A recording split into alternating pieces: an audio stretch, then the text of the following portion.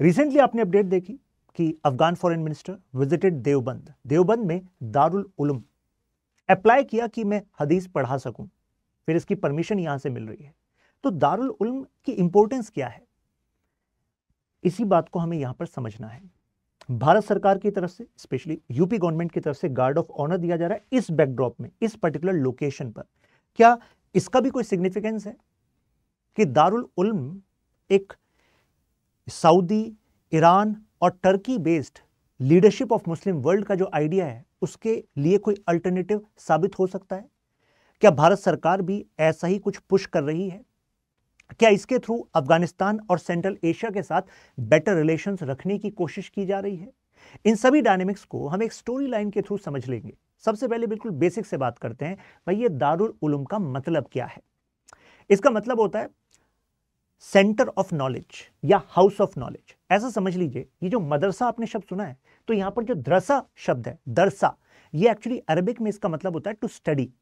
और मदरसा का लिटरल अगर आप मतलब पूछेंगे तो इसका मतलब है कि इस्लाम के नॉलेज का स्कूल है, जहां पर कुरान को पढ़ाया जाता है और कुछ और इस्लाम से रिलेटेड रिचुअल्स को पढ़ाया जाता है। लेकिन अगर आपको एडवांस एजुकेशन लेनी है इस्लाम में, तो आपको दारुल उलूम को ज्वाइन करना पड़ेगा। जब मैं दारुल उलूम देवबंद का इस्तेमाल कर रहा हूं, तो वो दारुल उलूम यानी कि देवबंद बेस्ड एक इस्लामिक एजुकेशन की यूनिवर्सिटी है। ऐसी और भी कई यूनिवर्सिटी हैं, जैसे कि आपको बरेली में भी मिलेगी, लखनऊ में मिलेगी। लेकिन दुनिया में इस समय पर अकॉर्डिंग टू माय रिसर्च, और मैंने इस वीडियो को बनाने से पहले 2 इस्लामिक इंटेलेक्चुअल से भी क्रॉस चेक किया अपनी रिसर्च को, तो उनका मानना है कि कैरो बेस्ड यानी कि इजिप्ट में अल अजहर यूनिवर्सिटी के बाद इस समय अगर साउथ एशिया और सेंट्रल एशिया के मुस्लिम्स में सबसे प्रोमिनेंट कोई इस्लामिक नॉलेज की यूनिवर्सिटी है, तो वो है दारुल उलूम। और देखिए, दारुल उलूम मक्का से बिल्कुल अलग है, क्योंकि मक्का होलीएस्ट साइट है इस्लामिक वर्ल्ड की, होलीएस्ट साइट। लेकिन यहां पर जो दारुल उलूम है वो एक एजुकेशन, यू कैन से यूनिवर्सिटी है। जैसे कि किसी यूनिवर्सिटी में आप 3 साल 4 साल के कोर्सेज करते हैं ना, ऐसे ही आपको यहां पर जैसे ग्रेजुएशन पोस्ट ग्रेजुएशन होती है, ऐसे यहां पर आलिम, मुफ्ती ऐसे कोर्सेज कराए जाते हैं। तो आई थिंक ये आइडिया तो आपको लग गया होगा। लेकिन अब ये बना कैसे? एक्चुअली इसकी हिस्ट्री कनेक्ट करती है 1866 से, सोचो 1866 से। लेकिन बना क्यों? इसके पीछे है एक turbulent time of Muslim society in India. मतलब 1857 की जब क्रांति हुई 1857, तो उसके बाद माना गया कि ब्रिटिशर्स ने इसका मुख्य इल्जाम मुस्लिम कम्युनिटी पर लगाया कि भाई आप थे इसमें प्राइमरीली शामिल, और अगर आप शामिल थे तो सजा तो मिलेगी। तो ब्रिटिशर्स ने टारगेट करना स्टार्ट कर दिया मुस्लिम्स को। ऐसा इंटरप्रिटेशन खुद सर सैयद अहमद खान ने भी किया, हालांकि उनका line of thought Darul Uloom से बिल्कुल अलग है। ठीक है, तो ऐसे में मुस्लिम्स का सिस्टमैटिक रिप्रेशन हुआ, और क्योंकि जो लोग शामिल थे इसमें, उसमें जो 1857 का रिवोल्ट था, तो उसमें जो मास एग्जीक्यूशंस हुए उसमें मुस्लिम्स भी शामिल थे। तो टारगेट की वजह से अब पॉलिटिक्स यानी कि जो पोजीशंस होती थी, भाई ब्रिटिशर्स को भी तो लोकल एडमिनिस्ट्रेशन में भी लोग चाहिए, इन्फ्लुएंस में भी लोग चाहिए। तो पहले दिल्ली में एडमिनिस्ट्रेशन में जो एलीट क्लास होती थी मुस्लिम्स की, उनका जो इन्फ्लुएंस चलता था, अब वो इन्फ्लुएंस नहीं चलेगा भाई। इकोनॉमिकली, एडमिनिस्ट्रेटिवली, एजुकेशनली, हर तरीके से उनको एक्सक्लूड किया जा रहा था। ऐसा उस समय के मुस्लिम इंटेलेक्चुअल्स ने इंटरप्रेट किया। तो भाई कुछ तो सोल्यूशन ढूंढना पड़ेगा। डिस्ट्रक्शन ऑफ दिल्ली हो गया, क्योंकि दिल्ली एक तरीके से Islamic, you can say world का in terms of Indian subcontinent वो सेंटर था। अगर यहां पर ब्रिटिशर्स एक तरीके से टारगेट करने लग गए, तो मुझे बताइए, क्योंकि भाई मुगल्स का तो एंड हो गया 1857, और उसके बाद 1858 में तो गवर्नमेंट ऑफ इंडिया एक्ट आया, और उसके बाद क्राउन ने पूरा कंट्रोल अपने पास ले लिया। अब यहां से जो उलेमास थे वो निकलकर जाने लगे दिल्ली से, तो कई सारे टाउन्स में जाकर बसे। उसमें से एक टाउन जो यूपी के सहारनपुर में पड़ता है, जो यूपी और उत्तराखंड के बॉर्डर पर पड़ता है, वहां पर देवबंद में पहुंचे। अब यहीं पर फिर इसका जन्म हुआ। तो एक तरीके से इसके बाद, क्योंकि मुस्लिम एजुकेशन सिस्टम जो है वो ब्रेक किया जा रहा है, उनका पॉलिटिकल इन्फ्लुएंस ब्रेक किया जा रहा है, तो अब प्रमोट क्या हो रहा है? तो ऑब्जर्व किया गया कि इंग्लिश वेस्टर्न एजुकेशन को प्रमोट किया जा रहा है, और जो इस्लामिक एजुकेशन के सेंटर्स हैं भाई, उनका तो डिक्लाइन हो गया। प्लस जो ब्रिटिश एजुकेशन सिस्टम जो पुश कर रहे हैं, वो कह रहे हैं कि सेक्युलर है, लेकिन साथ में ब्रिटिशर्स आपको एक कानून, वैसे तो कानून अगर कोट करना चाहें कहीं तो कर सकते हैं, चार्टर एक्ट 1813 में खुद ब्रिटिशर्स ने सपोर्ट करना स्टार्ट कर दिया था क्रिश्चियन मिशनरीज को इन इंडिया। क्योंकि इसका एक पॉलिटिकल एम भी होता है ना। वैसे ब्रिटिशर्स का मानना था कि क्रिश्चियन मिशनरीज इस वे से जा रहे हैं जिससे वो ह्यूमैनिटेरियन कॉज को सर्व करेंगे, जो वहां बैर्बरिक पॉपुलेशन है, सिविलाइज नहीं है भारतीय, ऐसा उनका इंटरप्रिटेशन था ब्रिटिशर्स का, तो उनको सिविलाइज करने में मदद करेंगे क्रिश्चियन मिशनरीज। यहां पर मुस्लिम इंटेलेक्चुअल्स को लगा कि भाई तुम तो मुस्लिम्स को क्रिश्चियंस में कन्वर्ट कर दोगे, तो यानी कि हमें चाहिए एक ऑथेंटिक इस्लामिक एजुकेशन का सेंटर जिसमें कि मुस्लिम्स अपने आइडियाज को आगे कन्वे कर सकें, मतलब वो जनरेशन टू जनरेशन कन्वे हो। अब इसी वजह से कितने सारे मुस्लिम्स ने बॉयकॉट करना स्टार्ट कर दिया उस समय के एजुकेशन सिस्टम्स को। तो इस वजह से तो भाई बैकवर्डनेस हो जाएगी। अब बैकवर्डनेस का सोल्यूशन क्या हो, तो एक तो वो वाला स्कूल ऑफ थॉट था सर सैयद अहमद खान का, उन्होंने कहा कि एक हाथ में कुरान होनी चाहिए मुस्लिम यूथ के और दूसरे हाथ में मॉडर्न एजुकेशन। लेकिन दारुल उल्म का जो मानना था, जो 1866 में यहाँ पर जन्म हो रहा है, उनका मानना था कि नहीं नहीं, ये वेस्टर्न एजुकेशन के बिहाफ पर आपका जो ट्रू इस्लामिक कल्चर है उसको डिसरप्ट करेंगे और हमें उस पहचान को नहीं भुलाना है। ये ऑर्थोडॉक्स इस्लाम में बिलीव करते थे। तो मौलाना मोहम्मद कासिम ननौतवी और इसके अलावा एक मौलाना अहमद राशिद भी थे इनके साथ ही, तो Ahmad Rashid Gangohi to be precise. तो मतलब ये प्राइमरी इंटेलेक्चुअल्स थे, इस्लामिक इंटेलेक्चुअल्स थे जिन्होंने प्रमोट किया कि हाँ हम देवबंद में ऐसी एक मूवमेंट स्टैब्लिश करेंगे। खैर यहाँ से इसका जन्म हुआ, जो अभी दारुल उल्म देवबंद आप देखते हैं। यहाँ पर जो कासिम ननौतवी जी हैं, ये इन्होंने खुद ब्रिटिशर्स के खिलाफ आर्म्ड जिहाद भी किया था, वही 1857 के रिवोल्ट में, 1857 की क्रांति। अब उन्हें पता लग गया था कि भाई मिलिट्री तरीके से तो ब्रिटिशर्स को अभी रेजिस्ट करना लॉजिकल नहीं लगता, तो ऐसे में नॉलेज पर फोकस करना चाहिए। तो देखिए स्टेटमेंट देखिए, nations have attained their right status through knowledge only. ज्ञान से मजबूत करो तो उसके थ्रू आगे का रास्ता दिखेगा। लेकिन जो एजुकेशन सिस्टम स्टैब्लिश करना था इस्लामिक आइडियाज के लिए, उसमें दो चीजें होनी चाहिए। एक तो ब्रिटिश एजुकेशन सिस्टम या ब्रिटिश सरकार का कोई इन्फ्लुएंस नहीं रखना क्लियरली। लेकिन अगर ब्रिटिश एजुकेशन सिस्टम और ब्रिटिश सरकार का कोई दखल नहीं रखना है तो भाई फंडिंग भी नहीं ले सकते उनसे, किसी तरह का रिकॉग्निशन वाला सपोर्ट भी नहीं ले सकते, तो पैसा कहाँ से आएगा? तो पैसा लेना है लोकल मुस्लिम कम्युनिटी से। तो इस आइडिया पर फिर ये स्टार्ट हुआ। कोर फिलोसफिकल फ्रेमवर्क क्या है? एक्चुअली ननौतवी जी को पता था कि भाई अगर जस्टिफाई करना है कि वो जो करने जा रहे हैं दारुल उलूम देवबंद में वो एक तरीके से प्योर इस्लाम का रिवाइवल है, तो आपको पीछे से किसी एक ऐसे आइडिया को पकड़कर रखना पड़ेगा जिससे मुस्लिम साइकी में वो एक्सेप्टेंस आ सके। तो इस वजह से Waliullah school of thought, actually 18th century के ये शाह वलीउल्लाह एक रिफॉर्मर हुए हैं, शाह वलीउल्लाह देहलवी, और इनके बेटे थे शाह अब्दुल अजीज। तो उन्होंने कहा कि देखो जो उन्होंने कोशिश करी थी, उनका जो प्रोजेक्ट था कि इस्लाम का रिफॉर्मेशन होना चाहिए, जो जगह जगह कल्चरल डेविएशंस आ गए हैं, इस्लाम की जो प्रैक्टिस है उसमें यूनिफॉर्मिटी नहीं है, हम उस एम को पूरा करेंगे। तो इस एम से ये स्टैब्लिश किया गया। तो कल्चरल जो करप्शंस हैं, कल्चरल करप्शंस का मतलब ये है कि देखिए ज्योग्राफी शेप करती है कल्चर को, और कहीं ना कहीं कल्चर आपके रिचुअल्स को आप किस तरह फॉलो करोगे उसको भी शेप करता है। लेकिन इनका मानना था इस तरीके से आपका जो यूनिफॉर्मिटी है वो नहीं रहेगा, और ऐसे में इस्लामिक आइडियल्स को कमजोर करना बाहरी ताकतों के लिए आसान हो जाएगा, ऐसा इनका मानना था। अच्छा, एक और इंटरेस्टिंग बात बता दूं आपको। एक तरफ दारुल उल्म देवबंद है, जिस समय पर जिन्ना अपनी मूवमेंट को चला रहे थे कि अरे मुस्लिम्स के लिए अलग से पाकिस्तान चाहिए, नहीं तो मुस्लिम्स यहाँ नहीं रह सकते, तो दारुल उल्म देवबंद ने रिजेक्ट किया था जिन्ना के आइडिया को।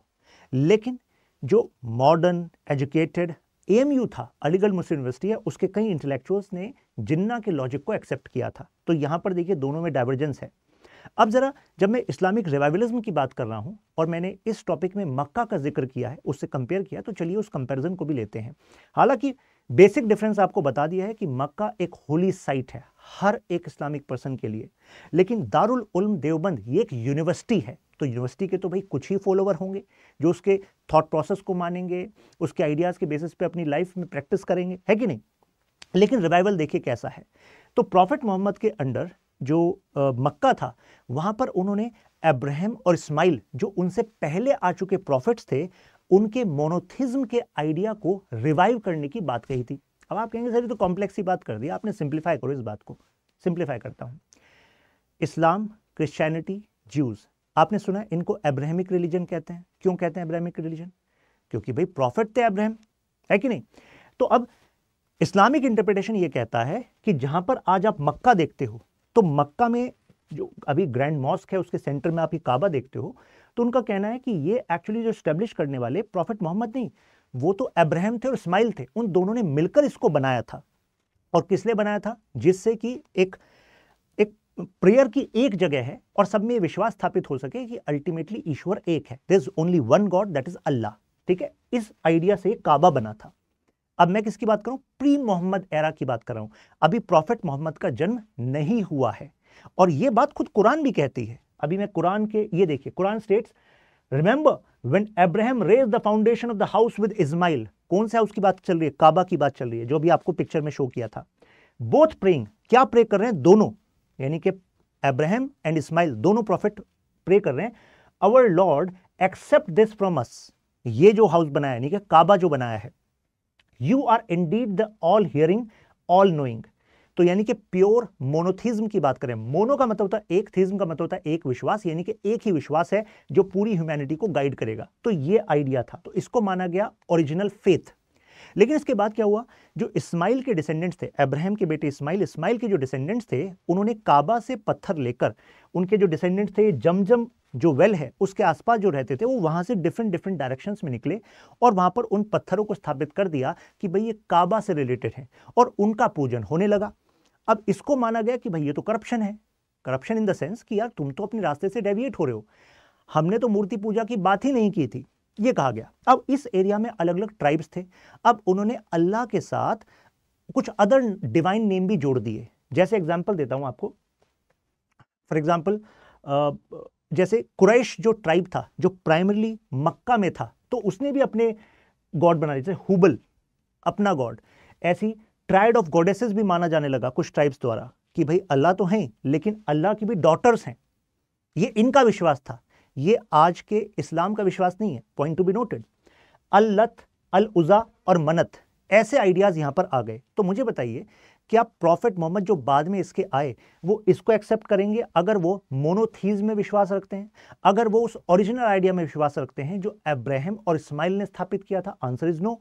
उसको वो मानेंगे कि भाई ये तो तुम रास्ते से डेविएट हो गए, ये कहां से तुम अलग अलग नाम ले आए, अलग अलग डिवाइन पर्सनैलिटीज तुमने बना ली। तो आप ऐसा मानिए कि इस्माइल के बाद अरब के अलग अलग ट्राइब्स ने अपने अपने अलग ईश्वर भी मानने शुरू कर दिए, उनकी मूर्तियां भी बना ली, उन मूर्तियों की पूजा भी शुरू कर दी। इसको माना गया पैगनिज्म, पैगन्स माना गया। अब इसी बात को फिर प्रॉफिट मोहम्मद चैलेंज करते हैं, जब 40 की उम्र में, जब उनको केव हेरा में, यहां पर मक्का पर ही उनको रिविलेशन होता है, वो ज्ञान रिवील होता है, और ऐसे में वो क्वेश्चन करते हैं कि भाई मक्का में जो ये सोशल रिलीजियस स्ट्रक्चर चल रहा है सोसाइटी का, जहां पर काबा के अंदर आपने अलग अलग देवता, अलग अलग ट्राइब के स्थापित कर दिए हैं, और इस पूरे एरिया से ट्राइब्स इस मक्का पर आ रहे हैं और पूजा कर रहे हैं। तो उन्होंने कहा भाई ये तो तुमने पॉलीथिज्म, पॉली मतलब मल्टीपल आपने ईश्वर बनाकर पूजा करना स्टार्ट कर दिया, ये तो करप्टेड वे है, ये सही रास्ता नहीं है, हमें अब्राहम के ओरिजिनल रास्ते पर चलना पड़ेगा। लेकिन मक्का का ये जो कुरैश ट्राइब था, उसने कहा भाई ये तो हमारे लिए प्रॉब्लम हो जाएगी। अब आप कहेंगे इनके लिए प्रॉब्लम कैसे? एग्जाम्पल देता हूं, अगर काबा में अलग अलग मूर्तियां रखी हैं और अलग अलग ट्राइब यहां पर इसको अपना एक स्पिरिचुअल सेंटर मानकर आ रहे हैं पूजने, तो मुझे बताइए इस ट्रैवल से और यहां पर आने से जो लोकल ट्राइब है उसकी कमाई होगी कि नहीं होगी? होगी। तो उनके इकोनॉमिक इंटरेस्ट भी थे, तो इस वजह से इन्होंने कर दिया रिजेक्ट। अब देखो, प्रॉफिट मोहम्मद के जो फॉलोअर्स हैं उनको मुस्लिम्स कहा जा रहा है, तो मक्का में मुस्लिम्स का रहना मुश्किल होगा कि नहीं होगा? बिल्कुल होगा। अब इसी वजह से इनको यहां से माइग्रेट करना पड़ा, मक्का से माइग्रेट कर चले गए मदीना में। यह माइग्रेशन हो गया प्रॉफिट मोहम्मद का मदीना में। और यहां पर कहा जाता है 628 में एक ट्रीटी भी साइन हुई होगी, हुदाबिया, ट्रीटी ऑफ हुदाबिया कहा गया इसको, जो प्रॉफिट मोहम्मद और इनके समर्थन वाले जो मुस्लिम फॉलोअर्स थे और उनसे जुड़े हुए ट्राइब्स थे, और जो कुरैश ट्राइब और उनके साथी ट्राइब हैं, मतलब ये ट्रीटी ऑफ, एक बेसिकली ट्रीटी ऑफ पीस थी कि भाई हम आपस में लड़ेंगे नहीं, क्योंकि ऑलरेडी वहां पर मुस्लिम्स को नुकसान हुआ, फिर वो मदीना पहुंचे, तो अब यहां पर शांति होगी। लेकिन कहा जाता है 629 में ही वो ट्रीटी ब्रेक हो गई, कारण जो कुरैश ट्राइब है उसके साथी ट्राइब ने कुछ मुस्लिम्स पर हमला कर दिया। अब इसके बाद प्रॉफिट मोहम्मद जो है वो रिवाइवल करना ही चाहते थे ट्रू इस्लाम का, तो ऐसे में वो अपने 10,000 कहा जाता है मुस्लिम्स के साथ पहुंच गए मक्का, और मक्का के बाहर उन्होंने कैंप्स को बनाने की ऑर्डर दे दिया और वहां पर मशाले लगा दी। उसका एक पर्पस था कि भाई जो मक्का में बैठे हैं कुरैश ट्राइब और उनके जो लीडर थे अबू सुफियान, उनको पता लग जाए कि भाई देखो कितना बड़ा बड़े तादाद में लोग सामने हैं, तुम्हारी जीत हो नहीं सकती अगर तुम डायरेक्ट कॉन्फ्लिक्ट में जाओगे। इसके बाद जो मक्का के लीडर थे अबू सुफियान, उन्होंने इस्लाम धर्म में को अपना लिया, कन्वर्ट हो गए, और इसके बाद मिनिमम रेजिस्टेंस से कहा जाता है प्रॉफेट मोहम्मद अब मक्का में आ जाते हैं। आई वाज रिसर्चिंग कि ये पीसफुल हुआ था क्या, तो कहा गया कि कुछ केवल रेजिस्टेंस था जिसमें डॉजन्स के आसपास, मतलब करीब मान लीजिए कुछ अकाउंट्स कहते हैं कि 12, कुछ 24, कुछ ऐसे मौतें हुई थी उन मक्का के उन ट्राइब मेंबर द्वारा जो रेजिस्ट कर रहे थे। लार्जली जो है पीसफुल था। पीसफुल इसलिए था क्योंकि भाई फाइनली लीडर नहीं एक्सेप्ट कर लिया था कन्वर्जन। अब प्रॉफिट वहां पर काबा पहुंचते हैं और उसके बाद जो 360 आइडल्स यानी कि मूर्तियां यहां पर रखी थी काबा में, उनको जो उनके सपोर्टर्स थे वो हटा देते हैं और उसके बाद मोनोथीज्म यानी कि purity, orientation, rituals of Islam वहां पर स्थापित कर दिए जाते हैं। तो इसका मतलब है एक रिवाइवल और प्योरिफिकेशन हो गया है इस्लाम का आफ्टर दिस पर्टिकुलर इंसिडेंट। तो ये यहां की स्टोरी है। अब जरा इसको कनेक्ट करते हैं देवबंदी सिंबल ऑफ रिवाइवलिज्म से। अब अफगान के फॉरेन मिनिस्टर यहां क्यों पहुंचे हैं? देखिए, मैंने बताया कि देवबंद दारुल उल्म तो एक यूनिवर्सिटी है जी, ठीक। अब ये ना हनाफी स्कूल ऑफ थॉट को विद रेस्पेक्ट टू लॉ ये फॉलो करती है। अब आप कहेंगे इसका क्या मतलब है? इसका ये मतलब है जैसे हमारा कॉन्स्टिट्यूशन है इंडिया का, ठीक। इंडियन कॉन्स्टिट्यूशन में आर्टिकल 21 क्या कहता है, ठीक है? क्या इसमें सभी जजेस जो सुप्रीम कोर्ट में हुए उनके एक ही इंटरप्रिटेशन थे? Answer is no. अब मैं आपको पॉलिटिकल साइंस पढ़ाता हूँ, पॉलिटी पढ़ाता हूँ, वहां पर बताता हूँ ना कि देखो भाई ए के गोपालन केस में जो सुप्रीम कोर्ट की बेंच थी उसने कहा भाई article 21 right to life and personal liberty को अप्लाई करना है तो भाई हम तो केवल प्रोसीजर स्टेब्लिश्ड बाय लॉ को फॉलो करेंगे। तो अगर प्रिवेंटिव डिटेंशन लॉ में लिखा है और ए के गोपालन कम्युनिस्ट लीडर फ्रॉम मद्रास तुम्हें प्रिवेंटिव डिटेंशन में रखा गया तो सही रखा है क्योंकि कानून फॉलो किया गया है। लेकिन फिर जब 1978 में मेनका गांधी केस पढ़ाता हूं तो वहां पर वही सुप्रीम कोर्ट है लेकिन डिफरेंट जजेस आ गए हैं। भाई 78 और 51 में डिफरेंस आएगा कि नहीं आएगा? 51 और 78 बताओ। तो अब जो जजेस हैं इनका इंटरप्रिटेशन आर्टिकल 21 का अलग हो गया। इन्होंने कहा नहीं नहीं भाई, ये तो हम तो लॉ को भी देखेंगे, इस लॉ को हम इंटरप्रेट कर सकते हैं। अपनी तरफ से क्रिएटिव इंटरप्रिटेशन दे दी, कहा कि हम एक्सपेंड कर रहे हैं सुप्रीम कोर्ट की पावर को क्योंकि आज के समय की ये जरूरत है। तो अब पॉइंट टू बी नोटेड, जब मैं हनाफी स्कूल की बात कर रहा हूं तो ये बिलीव करता है कि भाई प्रॉफिट के समय से ही जो डिफरेंट इस्लामिक इंटेलेक्चुअल्स हैं वो कुरान को, हदीस को वो इंटरप्रेट भी करते रहे हैं। तो ऐसे इंटरप्रिटेशंस को भी हम टेकन इनटू अकाउंट रखेंगे जब हम इस्लामिक लॉ की बात करेंगे। वो इस्लामिक लॉ जो आपके सरकार को चला सकता है जैसे कि अफगानिस्तान में प्रेजेंटली, या आपकी डेली लाइफ को चला सकता है, राइट? तो उसमें हम इस इंटरप्रिटेशन को मानेंगे। अब इसकी पढ़ाई करने के लिए अफगानिस्तान से भी लोग देवबंद आते थे। 19th सेंचुरी, 20th सेंचुरी ये कंटिन्यूटी बनी होती थी, यानी कि सहारनपुर देवबंद में अफगान से भी बच्चे पढ़ने आते थे और यहां से पढ़कर वो वहां पर उलेमास बनते थे, वहां पर मदरसाज होते थे। तो इसका मतलब ये हुआ कि भाई ये एक यूनिवर्सिटी है, ये यूनिवर्सिटी है, लेकिन यहां से ट्रेन होकर जो टीचर्स जा रहे हैं वो अफगानिस्तान में, पाकिस्तान में जगह जगह पर अपने स्कूल्स खोल रहे हैं और जो इसका इंटरप्रिटेशन ऑफ इस्लाम है अबाउट एडमिनिस्ट्रेशन, अबाउट लाइफ, वही वो वहां सिखा रहे हैं। तो मुझे बताओ देवबंद का एक अलग से सैंक्टिटी होगी कि नहीं होगी? होगी। अब आप कहेंगे फिर इसमें ब्रेक कुछ आया था क्या? हाँ, ब्रेक आया, स्पेशली जब 1979 से 1989 वाला जो पीरियड था, जब अफगानिस्तान में यूएसआर ने कैप्चर कर लिया था कम्युनिस्ट गवर्नमेंट को सपोर्ट करने के लिए, और उसके बाद फिर मुजाहिदीन ने हरा दिया यूएसएसआर को, उसके बाद तालिबान की स्थापना होनी थी। तो ऐसे में अब पाकिस्तान ने गेम खेल दिया। यहाँ पर पाकिस्तान ने कहा कि जो पाकिस्तान में बेस्ड मदरसा हैं, specially on borders of Afghanistan Pakistan, इन देवबंदी मदरसाज में नियो देवबंदिज्म लाते हैं। अब ये नियो देवबंदी क्या है भाई? इसका सीधा सा मतलब ये, समय को पहचानिए। समय क्या है? ये समय है ये 1989 वाला। इस समय पर ऑलरेडी देखिए 79-89 वाला पीरियड बड़ा टर्बुलेंट है, कोल्ड वॉर वाला टाइम चल रहा है। यूएसए भी चाहता है यूएसआर को वहां से निकालो। सऊदी अरब चाहता है कि यार ये 1979 में ईरान में रिवोल्यूशन हो गया और ईरान जो है इस्लामिक कंट्री बन रहा है और ईरान जो है अपनी इंटेलेक्चुअल्स अपनी यूनिवर्सिटी में शिया समुदाय को पढ़ा रहा है, दुनिया भर में इंटेलेक्चुअल्स भेज रहा है। तो मतलब कि मुस्लिम वर्ल्ड की जो लीडरशिप है अब उसको चैलेंज जो है, जो सऊदी जो एक सुन्नी डोमिनेटेड कंट्री है उसको चैलेंज करेगा ईरान। तो ऐसे में अब सऊदी ने सपोर्ट करना स्टार्ट किया वहाबिज्म को। कहा कि भाई हम अपना एक स्कूल ऑफ थॉट, अपने इंटरप्रिटेशन ऑफ इस्लाम उसको बढ़ावा देंगे और जगह जगह जिन मदरसों में हमारे इंटरप्रिटेशन को पढ़ाया जाएगा उन मदरसों में पैसा जाएगा। तो ऐसे में साउथ एशिया के डिफरेंट कंट्रीज में अब वहाबिस्ट मदरसे खुलने लग गए, जिसमें इंडिया भी एक है। लेकिन वहाबिज्म, ध्यान रखिएगा, ये देवबंदी से अलग है। कैसे अलग है? मैंने कहा भाई जो देवबंदी है वो हनाफी में बिलीव करता है। हनाफी क्या कहता है कि भाई डिफरेंट ट्रेडिशंस हो सकते हैं, स्कॉलर्स के इंटरप्रिटेशंस हो सकते हैं लॉ के, लेकिन वहाबिज्म कहता है ये सब नहीं चलेगा। यहाँ सलाफी में बिलीव करते हैं। सलाफी मतलब मैं लॉ की बात कर रहा हूँ, इस्लामिक लॉ की बात कर रहा हूँ, वो किस में बिलीव करते हैं? उनका कहना नहीं, just go back to Quran, go back to Hadith, जो ओरिजिनल टेक्स्ट हैं केवल उसी पर बिलीव करो, उसके बाद के इंटरप्रिटेशंस पर नहीं। ये इनका मानना है, इनका कहना यही है प्योरिटी। अब इसके साथ एक इंटरेस्टिंग एंगल भी है। सऊदी को क्या फायदा हो रहा था? क्योंकि जो वहाबिज्म है वो एक मिलिटेंट जिहाद को भी सपोर्ट कर रहा था। और मुझे बताइए, यही तो चाहिए था इनको, पाकिस्तान को, कि हाँ हमारे पास कुछ ऐसा एक मदरसे में एजुकेशन कुरिकुलम होना चाहिए जो कहे कि इस्लामिक आइडेंटिटी से ऊपर कोई तुम्हारी आइडेंटिटी नहीं है। ध्यान रखिएगा, कोई और आइडेंटिटी का स्पेस नहीं है, यही सबसे बड़ी आइडेंटिटी है तुम्हारी वहाबिज्म के हिसाब से।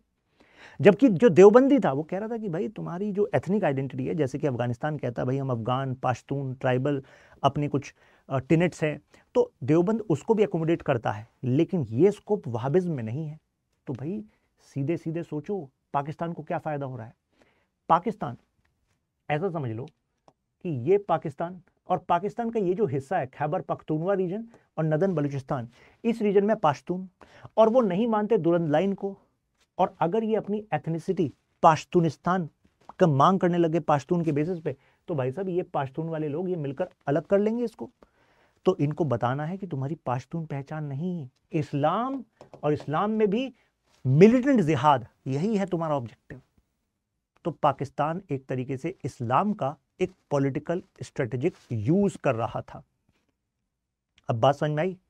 अब इसी वजह से पाकिस्तान ने अपने दारुल उल्म स्टैब्लिश कराए, जैसे दारुल उल्म हक्कानिया। तो दारुल उल्म का मतलब यूनिवर्सिटी इस्लामिक एजुकेशन की, और हक्कानिया यहाँ पर नाम हो गया। इसी के नाम से वो हक्कानी नेटवर्क है, जिसकी बात अभी आने वाली है।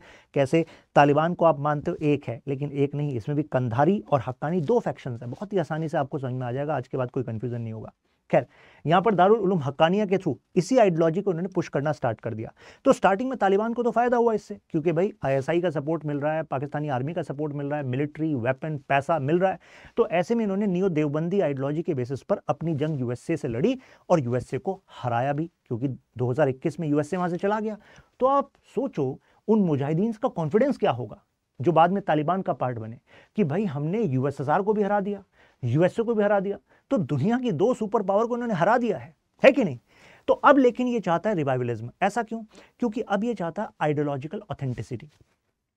अब आप कहेंगे भाई तुम्हें क्या दिक्कत है यार, तुमने पाकिस्तान वाले दारुल उल्म हक्कानिया मिलिटेंट इस्लाम का इस्तेमाल करके जीत तो गए, अब क्या करोगे? बात यह है कि जीत तो गए, लेकिन पाकिस्तान इनको अपने टूल की तरह इस्तेमाल करना चाहता है।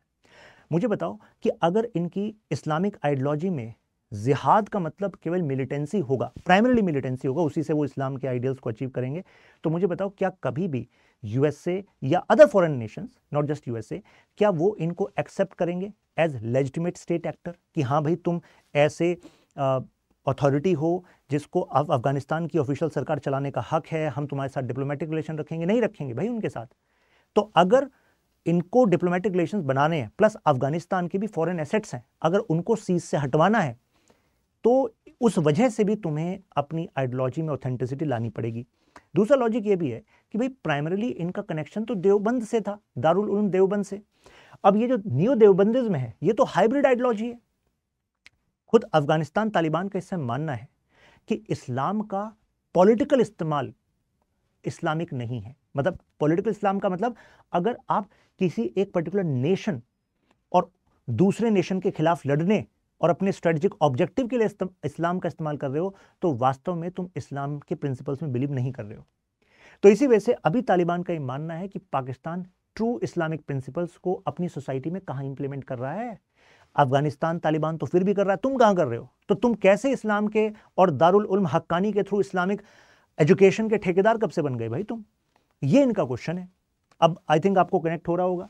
अब न्यू देवबंदी आइडियोलॉजी का कनेक्शन मैंने आपको बताया ना कि भाई वहाबिज्म को प्रमोट, तो न्यू देवबंदी मदरसा में कुछ नया क्या आया? वहाबिज्म। और वहाबिज्म क्यों इंक्लूड करना पड़ा? ईरान का रिवोल्यूशन और उसकी वजह से सऊदी का सपोर्ट और कोल्ड वॉर की वजह से यूएसए का सपोर्ट कि चलिए भाई इनको मिलिटेंसी सिखाइए जिससे कि आप अपने दुश्मनों को काउंटर कर सकें। ये आपको बता दिया मैंने, हनाफी स्कूल, राइट, वहाबिज्म रिजेक्ट करते हैं, ये सारी कहानी आपको भी बता दी मैंने। अच्छा, जो देवबंदी स्कूल ऑफ थॉट है, दारुल उलूम देवबंद, ये सूफिज्म का स्कोप देता है जो कि एक इंडियन ट्रेडिशन है। जैसे ओरिजिनल देवबंदी इस्लाम जो है वो एम्ब्रेस करता है इस्लामिक मिस्टिसिज्म को। जैसे खुद यहाँ पर कितने लीडर्स ऐसे हुए जो चिश्ती, कादरी, नक्शबंदी, ऐसे जो इस्लाम सूफी ट्रेडिशंस हैं उससे बिलोंग करते रहे हैं। अभी आगे बढ़ूंगा, आप मेरे साथ यहाँ पर कनेक्ट कर सकते हैं, Shashank Tyagi for you, Instagram, Telegram. Now coming back to this, अब इस न्यू देवबंदी आइडियोलॉजी से ट्रेन हुआ तहरीक तालिबान पाकिस्तान। इसी वजह से आपने सुना होगा खबरों में पहले कि टीटीपी ने जो सेक्रेड साइट्स थी सूफिज्म की इन पाकिस्तान, उनको बॉम्ब कर दिया था। कारण क्योंकि न्यू देवबंदी वहाबिज्म ये तो विश्वास ही नहीं करते, ये तो कहते हैं कि सूफिज्म जो है वो तो इस्लाम का करप्शन है, राइट। लेकिन जो देवबंदी हैं वो कहते हैं भाई हम करते हैं ग्रेटर जिहाद। जब ये टीटीपी ऐसा कर रही थी न्यू देवबंदिज्म के नाम पर, तो दारुल उलूम देवबंद ने इस पर कुछ नहीं कहा। कारण उन्होंने कहा कि हम फोकस करना चाहते हैं इंटरनल स्पिरिचुअल स्ट्रगल पर, नॉलेज पर।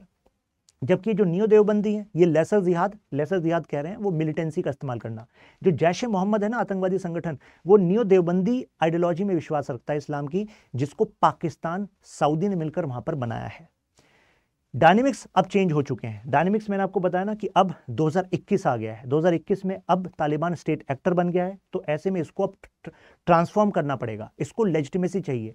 अब अगर वो मिलिटेंसी, एंटी वेस्टर्न रेजिस्टेंस, अगर ये बातें गाएगा तो भाई साहब फिर वर्ल्ड जो ग्लोबल इंटरनेशनल ऑर्गेनाइजेशन है, मतलब इंटरनेशनल ऑर्गेनाइजेशन, उसको कैसे सैंक्टिटी देंगी, जबकि इसको अपने डेवलपमेंट के लिए वर्ल्ड बैंक से सपोर्ट भी चाहिएगा, अलग अलग और जो ऑर्गेनाइजेशंस हैं उनसे ग्रांट चाहिएगा, जैसे आईडीए है, international development agency, plus other जो नेशंस हैं उनसे इन्वेस्टमेंट भी चाहिएगा, तो उसके लिए इसको चाहिए सैंक्टिटी, सीधी बात। अभी तालिबान प्रोफेशनलाइजेशन में लगा हुआ है। इसका मतलब है कि वो आइडियोलॉजिकल फ्लेक्सिबिलिटी चाहता है और प्रैग्मेटिज्म चाहता है। प्रैग्मेटिज्म का मतलब होता है प्रैक्टिकलिटी। प्रैक्टिकलिटी क्या है कि देखो, एक तो तालिबान चाहता है कि उसको लेजिटिमेसी क्राइसिस ना आए, यानी कि तालिबान ने स्टेब्लिश किया है इस्लामिक एमिरात ऑफ अफगानिस्तान। एमिरात का मतलब होता है एक प्रिंसिपैलिटी, मतलब जो कैलिफ से, खलीफा से नीचे का लेवल होता है। तो वो तो मुस्लिम वर्ल्ड का लीडर हो गया, पॉलिटिकल रिलीजियस, जब हम खलीफा शब्द का इस्तेमाल करते हैं। लेकिन एमिरात एक प्रिंसिपैलिटी हो गई। याद है यूनाइटेड UAE, वहाँ पर एमिरात है ना, यूनाइटेड आप पढ़ते हो। खैर, अफगान फॉरेन जो फाइनेंसेस हैं उनको सीज होने से बचाना है, जो सीज हो रखे हैं उसको रिलीज कराना है, सैंक्शंस को हटवाना है। अपने जो मिनिस्टर्स हैं इनके तालिबान के, उन पे बैन लगा हुआ है कि भाई तुम तो टेररिस्ट हो। अगर टेररिस्ट हैं और बैन लगा रहेगा तो कैसे वो डिप्लोमेटिक रिलेशंस को स्टैब्लिश करेंगे। तो इसके लिए भी इनको आइडियोलॉजिकल फ्लेक्सिबिलिटी की जरूरत है। अब इनका अंदर का जरा आपको बताता हूँ कैसे डिवीजन है। इनके अंदर दो फैक्शंस हैं, एक है कंधारी, एक है हक्कानी। अब जो कंधारी हैं वो कंधार रीजन से बिलोंग करते हैं। मान लीजिए अफगानिस्तान के मैप में सदर्न वाले पार्ट से, राइट। तो यहाँ पर पाश्तून आइडियल्स इनको फॉलो करते हैं। इनके अंदर नेशनलिज्म है और अफगान सेंट्रिक आइडेंटिटी को फोकस करते हैं, कंधारी फैक्शन। जैसे कि जो डेप्यूटी प्राइम मिनिस्टर है मुल्ला बरादर, वो इसी से बिलोंग करते हैं। लेकिन मतलब ऐसा नहीं ये मत समझिएगा कि अच्छा जी तालिबान के अंदर हक्कानी कंधारी दोनों साथ साथ होंगे। भाई साहब, एक टाइम पर जो हक्कानी है, इन्होंने मुल्ला बरादर को ही गिरफ्तार करा दिया था पाकिस्तान से, जबकि दोनों तालिबानी हैं। आप कहेंगे ऐसा कैसे? क्योंकि जो हक्कानी नेटवर्क है ये प्राइमरली बिलोंग करता है नॉर्थ ईस्ट अफगानिस्तान से। जैसे कि अभी इनके जो इंटीरियर मिनिस्टर हैं सिराजुद्दीन हक्कानी, वो हक्कानी नेटवर्क से हैं। अब हक्कानी नाम कैसे पड़ गया? दारुल उलूम हक्कानिया से, अरे जो इनकी मुस्लिम यूनिवर्सिटी है पाकिस्तान बेस्ड, उससे। तो अब जो हक्कानी नेटवर्क है इसके डीप रिलेशन है ISI से। तो अल्टीमेटली तालिबान में ये जो फैक्शन है ये इंक्लाइंड दिखता है पाकिस्तान के। जैसे इनके जो सिराजुद्दीन, इनके जो अंकल हैं खलील हक्कानी, इनका काफ़ी आना जाना रहता है आर्मी के टॉप जनरल्स के साथ, ISI के साथ। जैसे 2010 का वाकया है कि जब तालिबान USA के साथ वार्ता कर रहा था कि भाई ठीक है हमारा देश है, चले जाओ, कब तक यहाँ पर रहोगे, तुम्हें भी नुकसान हो रहा है, हमें भी नुकसान हो रहा है। तो उस समय ये हक्कानी नेटवर्क वालों ने, तालिबानी है ये भी, इन्होंने शिकायत कर दी पाकिस्तानी मिलिट्री से कि जरा देखो ये मुल्ला बरादर जो हैं, ये कंधारी फैक्शन से, ये जो है हमें साइडलाइन करके, आपको साइडलाइन करके डायरेक्टली USA से बात कर रहे हैं। और पाकिस्तान ने कहा तालिबान तुम्हें बनाया हमने और तुम USA से डील करोगे हमारे बिना, तो भाई फिर हम बीच में मीडिएटर है, मीडिएटर के नाम पर जो पैसा हथियार हमें मिलता है तुम तो हमें ही काट रहे हो। तो ऐसे में इन्होंने गिरफ्तार कर लिया मुल्ला बरादर को, और इससे मुल्ला बरादर बड़ी पावर है इस तालिबान की। खैर, पाकिस्तानी सिक्योरिटी ऑफिशियल्स ने एडमिट किया कि हाँ जो हक्कानी नेटवर्क है उसने हमें खबर दी थी और उन्होंने ही गिरफ्तार कराया था। खैर फिर इनके बीच में, क्योंकि अल्टीमेटली तालिबान है, दोनों फैक्शंस को साथ रहना है, तभी जाकर तो अफगानिस्तान में स्टेबिलिटी होगी। लेकिन अब इन्होंने देखो सोल्यूशन क्या ढूंढा है। अभी जो तालिबान है, जो उसकी सरकार है, उसमें इन्होंने एक सुप्रीम लीडर की पोजीशन बना दी और वो है हबेतुल्ला। अब हबेतुल्ला एक कंधारी, तो समझो कंधारी जो हैं वो नेशनलिटी अफगान सेंट्रिक और इंडिपेंडेंट फॉरेन पॉलिसी, इंडिपेंडेंस चाहते हैं फ्रॉम दिस पाकिस्तान। और अगर सुप्रीम लीडर इन्हीं का है और सुप्रीम लीडर को इतनी पावर दे दी है कि अगर अफगान की सरकार को कोई पॉलिसी बनानी है तो हबीबुल्ला जो हैं इनसे एक्चुअली आपको परमिशन लेनी पड़ेगी। तो एक तरीके से सेंट्रलाइजेशन ऑफ पावर हो गया है। तो हबीबुल्ला का जो बैकग्राउंड है वो भी रिलीजियस है, मिलिटेंट नहीं है। तो आपको नहीं लगता ऐसे में अफगान की जनता में ज्यादा रेस्पेक्ट और ज्यादा लेजिटिमेसी होगी कि अगर इन्होंने जो कहा है वो बात मानी जाए? और हबीबुल्ला जो है अर्ली इस्लामिक जो मॉडल्स हैं, यानी कि जो दारुल उल्म देवबंद है और पाश्तून ट्राइबल हैं, जो आइडियल्स हैं, इनको सपोर्ट करने की बात कर रहे हैं। तो तालिबान का जो ब्रॉडर एजेंडा है एक ये भी है कि भाई सऊदी और इजिप्ट, भाई हम इन्हीं के हिसाब से क्यों चलें। मतलब जैसे मैंने दारुल उल्म देवबंद की बात करी, ऐसी एक यूनिवर्सिटी है कैरो में, इजिप्ट में, अल अजहर मॉस्क। यहाँ से भी एक्चुअली इस्लामिक जो उलेमाज हैं उनको ट्रेन किया जाता है और दुनिया भर में इन्फ्लुएंस है। अरब वर्ल्ड में मुस्लिम ब्रदरहुड का जो आइडिया है, वो जो पॉलिटिकल आइडियोलॉजी है, वो एक्चुअली यहीं से निकली है। अल अजहर, वो इसका समझ लीजिए स्ट्रॉन्ग होल्ड है अल अजहर का। अब दारुल उल्म जो देवबंद है वो इससे अलग है। तो सुन्नी इस्लामिक वर्ल्ड में अल अजहर मॉस्क का ही क्यों चले, या इसी के इस्लामिक आइडियल्स का क्यों चले? तो तालिबान इज लाइक कि हम भाई देवबंद से कनेक्ट करते हैं। और अल्टीमेटली आपको लगता है एक डी फैक्टो रियल में अगर कहीं पर देवबंदी आइडियल्स पर रूल हो रहा है तो वो केवल अफगानिस्तान तालिबान है। इसी वजह से आप याद करो कि जब 2021 में यूएसए वापस गया था और तालिबान ने कैप्चर कर लिया था, तो कितने सारे जो देवबंद, सहारनपुर बेस्ड देवबंद है, दारुल उल्म देवबंद, इनके इंटेलेक्चुअल्स ने उसको सेलिब्रेट किया। अब इस वजह से कितने सारे इंडियन लीडर्स ने क्रिटिसाइज किया, भाई वहां पे तालिबान कैप्चर हो गया, तालिबान के भारत के साथ अच्छे संबंध नहीं है, हम तो उनको टेररिस्ट मानते हैं, हमारे तो जो उनके डेमोक्रेटिक गवर्नमेंट थी उसके लीडर्स के साथ संबंध थे, ये तो तुम गलत कर रहे हो। आपने सुना है उस समय ये न्यूज़ थी। अब आप समझ पा रहे होंगे कि इसकी डेप्थ क्या थी, क्योंकि दारुल उल्म देवबंद मानता है कि भाई हमारी ही तो पॉलिटिकल आइडियोलॉजी पर, हमारी तो रिलीजियस आइडियोलॉजी पर चलते हैं। तो एक तरीके से स्ट्रेटेजिक विन किसकी है? दारुल उल्म देवबंद की है। तो अफगानिस्तान में अगर उनकी सरकार बनी है तो अफगानिस्तान अब दारुल उल्म देवबंद की सैंक्सिटी को बियॉन्ड साउथ एशिया भी लेकर जाएगा। जैसे सेंट्रल एशियन अदर कंट्रीज में जैसी अफगानिस्तान के रिलेशंस, डिप्लोमेटिक रिलेशंस और स्ट्रॉन्ग होंगे, तो अल्टीमेटली भाई इस वाली जो दारुल उल्म है देवबंद है उसकी भी स्ट्रेंथ होगी, इंक्रीज होगी। ज्योग्राफिक डेमोग्राफिक रीच देखिए, जो दारुल उल्म देवबंद है इसके मदरसा केवल इंडिया में नहीं है, पाकिस्तान में भी है, अफगानिस्तान में भी है, साउथ अफ्रीका, पाकिस्तान में एक तो दारुल हक्कानिया है जो इन्होंने नियो देवबंदी करा था, लेकिन अदर भी हैं जो अदर उलेमाज हैं वो चला रहे हैं देवबंद के बेसिस पे भी। अफगानिस्तान, साउथ अफ्रीका, यूके तक में है। और अगर मैं साउथ एशिया, सेंट्रल एशिया के टोटल मुस्लिम पॉपुलेशन की बात करूं तो 1/3 से ज्यादा पॉपुलेशन दारुल उल्म देवबंद के आइडियल्स में चलती है। तो ऐसा नहीं लगता आपको इससे तो तालिबान अगर ट्रू पॉलिटिकल अथॉरिटी है इन्हीं आइडियल्स पर, तो भाई ये तो आप तालिबान के इन्फ्लुएंस को बढ़ाने का एक मौका दे रहे हैं, है कि नहीं? एक अल्टरनेटिव मॉडल होगा इस्लामिक गवर्नेंस का। एग्जाम्पल देता हूं, जैसे सऊदी में अल सऊद डायनेस्टी का रूल है, ठीक है, वो डायनेस्टी है, वहां पर एक हायरार्की है फैमिली की। लेकिन यहां पर अफगान तालिबान कहता है भाई हम ऐसी हायरार्की में विश्वास नहीं रखते। इनका कहना है कि इस्लामिक कानून के हिसाब से इस्लामिक कानून ऊपर है, कोई परिवार ऊपर नहीं है। तो ये अपने आप में एक अल्टरनेटिव दे रहा है, ठीक है, सऊदी के काउंटर में।